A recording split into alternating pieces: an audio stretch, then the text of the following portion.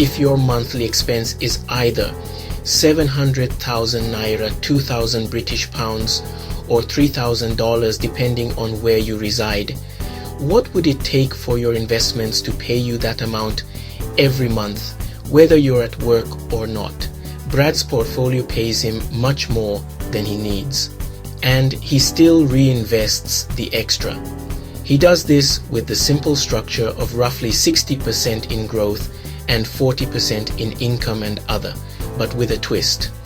Today, I'll walk you through how his portfolio was built and how you can translate these into your own reality as an African investor, whether you're using NGX, LSE, NYSE, or a mix. When people hear 60-40, their mind goes like 60% in stocks and 40% bonds.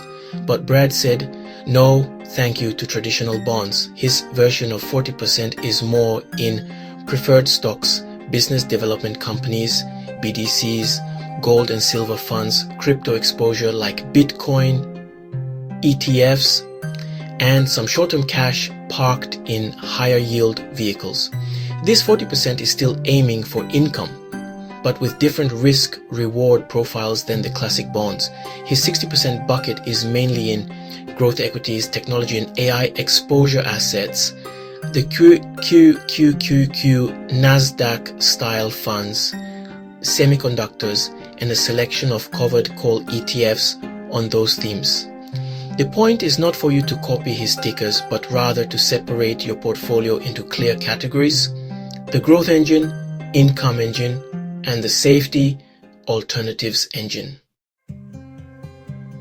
Brad has a very interesting philosophy. You should only have the income you need in income investments. Everything else should be in growth.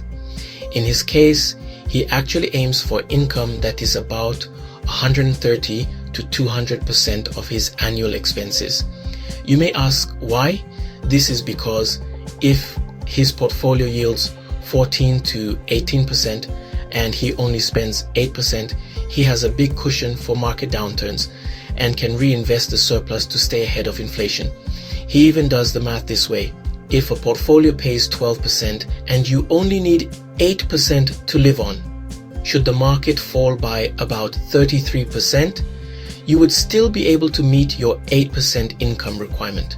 Now, pause for a moment. For most people in Nigeria, the UK, or anywhere else, 14 to 18% yields on a whole portfolio is aggressive, and it does comes with some level of risk. So your takeaway should not be, let me chase an 18% yield, but rather it should be to know your number, how much income you actually need, to design your income holdings to match that number, and use growth holdings to build and protect wealth over time.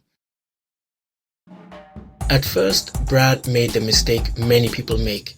He was chasing yield. He went after knowledge. He read income books and discovered funds with huge payouts, and he jumped in. Later, he checked the charts and realized that some of those funds were down 40% plus on price, and the income was high, but the NAV, net asset value, was melting. That's bad news if you're spending the income instead of reinvesting it. Today, Brad looks for 1. Back-tested strategies. He likes issuers who show 10 to 20 years of how the strategy would have worked. If a fund manager says, we didn't really back-test, that's a red flag for him. 2. Some price appreciation or at least stability. He'll happily to take 10% yield plus 3% growth, rather than a 20% yield plus negative price trend. 3. Diversification across issuers and strategies. He doesn't just use one provider or one ETF. He spreads across different styles of covered calls and indices. For you, my viewer, don't just look at yield percent on your app, but also look at a 5 to 10 year chart, if available.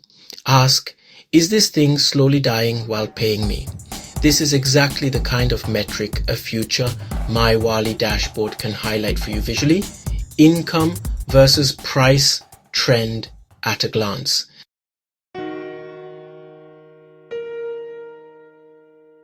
Brad is very clear about this. For a short-term trade, he would not use high-income ETFs for that, but rather trade straightforward growth ETFs or indices. If it's a long-term investment, income ETFs can be powerful, especially near or in retirement. But the key is planning, not hype. He also warns about sequence of returns risk, the danger of a big market drop in your first years of retirement.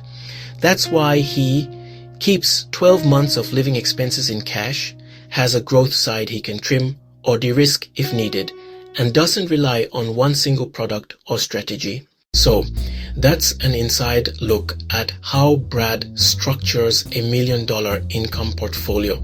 In the next episode, we're going deeper into his biggest mistakes, why net asset value erosion scared him out of some funds, and practical tips for people who feel they're late to the game in their 40s, 50s, even 60s.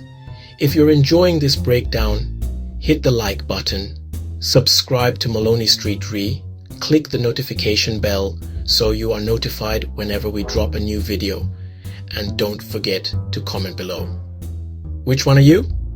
Team growth or team income or team hybrid? Remember, this is for education only, not a financial advice. Your future self is watching what you will do next.